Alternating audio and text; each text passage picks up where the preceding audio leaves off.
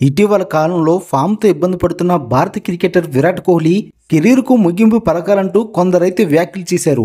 అయితే కోహ్లీ ఫామ్ గురించి ఆందోళన అవసరం లేదని దక్షిణాఫ్రికా మాజీ క్రికెటర్ హెర్షల్ గిబ్స్ వ్యాఖ్యానించాడు. అండర్-19 రోజుల్లో తన అభిమాని క్రికెటర్ ఎవరని విరాట్ అడిగితే గిబ్స్ పేరు చెప్పిన సంగతి తెలిసిందే. ఈ క్రమంలో కోహ్లీని గిబ్స్ వెనకేసుకుని రావడం గమనార్హం. 2 వారాల్లోనే విరాట్ మంచి బ్యాటర్ కాకుండా పోయాడంటూ గిబ్స్ ప్రశ్నించాడు. 2 వారాల కిందట ఆసీస్ పై సెంచరీ చేశాడు. ఇప్పుడు సడన్ గా అతడు బ్యాడ్ ప్లేయర్ అయిపోయాడు. నాకు తెలిసినంత వరకు విరాట్ అద్భుతమైన క్రికెటర్, అందరూ గర్వపడేలా చేసిన ఆటగాడు. అతడి గణాంకాలను చూస్తే అర్థమవుతుంది. ఉన్నత ప్రమాణాలతో ఆడేందుకు ఎప్పుడూ ప్రయత్నిస్తూ ఉంటాడు. అతడి గురించి విమర్శలు చేయడం, తప్పుగా రాయడం సరికాదు. ఇప్పటికీ అతడే అత్యుత్తమ ఆటగాడు. విరాట్ బ్యాటింగ్ కోచ్ తో కూర్చొని ఆలోచించాల్సిన అవసరం లేదు. అతడు ఎక్కడ పొరపాట్లు చేస్తాడో తెలుసు. ఏం చేస్తున్నాడో తెలియకుండానే ఏళ్లపాటు జాతీయ జట్టుకు ఆడగలడా? టెస్టుల్లో 9,000కు పైగా పరుగులు చేశాడు. బాక్సింగ్ డే టెస్ట్ లో అతడి విశ్వరూపం చూస్తామని అనుకుంటున్నా.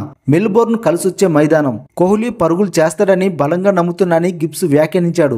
విమానాశ్రయంలో ఆస్ట్రేలియా జర్నలిస్ట్ తో విరాట్ కోహ్లీ సంభాషణ.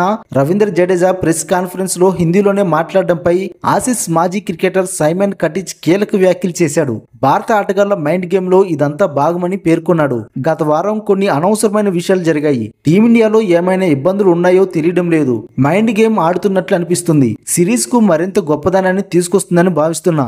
ఇక్కడ మీడియా ఆటను ప్రమోట్ చేయడానికి మాత్రమే ఉంది. కానీ భారత ఆటగాళ్లు మాత్రం అలా ఆలోచిస్తున్నట్లు లేదు. అది వారి సమస్య అని వ్యాఖ్యానించాడు. అయితే సైమన్ కటిచ్ వ్యాఖ్యల నేపథ్యంలో భారత అభిమానులు తీవ్రంగా స్పందించారు. టీమిండియాతో మ్యాచ్ అంటే ఇలాంటి మైండ్ గేమ్ ను ఆసీస్ ఆడేందుకు సిద్ధంగా ఉంటుందని సోషల్ మీడియాలో వ్యంగ్యాస్త్రాలు సంధించారు.